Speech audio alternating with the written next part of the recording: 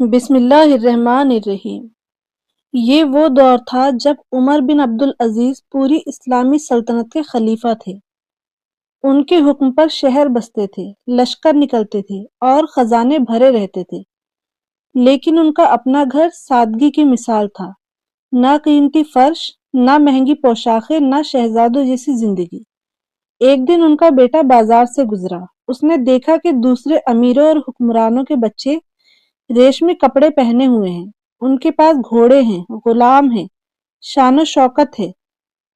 اس نے اپنے کپڑوں کی طرف دیکھا جو سادے اور پرانے تھے۔ دل میں ایک کسک سی اٹھی۔ گھر آ کر اس نے ہمت کر کے کہا، ابا جان، آپ تو امیر المومنین ہیں، پھر ہم دوسروں کی طرح آرام کی زندگی کیوں نہیں جیتے؟ ہمارے کپڑے اتنے سادہ کیوں ہیں؟ یہ سنتے ہی عمر بن عبدالعزیز کچھ دیر کے لیے خاموش ہو گئے، جیسے الفاظ ڈھونڈ رہے ہوں۔ پھر ان کی آنکھوں میں آنسو بھر آئے۔ انہوں نے اپنے بیٹے کو پاس بلایا، اپنی گود میں بٹھایا اور بڑے نرم لہجے میں کہا، بیٹا، میں تمہیں سچ بتاؤں، یہ جو مال ہے، یہ جو خزانہ ہے، یہ میرا نہیں، یہ امت کا ہے۔ اگر میں اس میں سے اپنے لیے ایک درہم بھی زیادہ لے لوں تو قیامت کے دن اللہ مجھ سے پوچھے گا۔ ان کی آواز لرز رہی تھی۔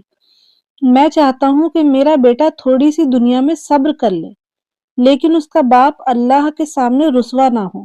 اگر میں تمہیں آج آرام دے دوں اور کل اللہ مجھے پکڑ لے تو میں کیا جواب دوں گا؟ یہ سن کر بیٹے کی آنکھوں سے بھی آنسو نکل آئے۔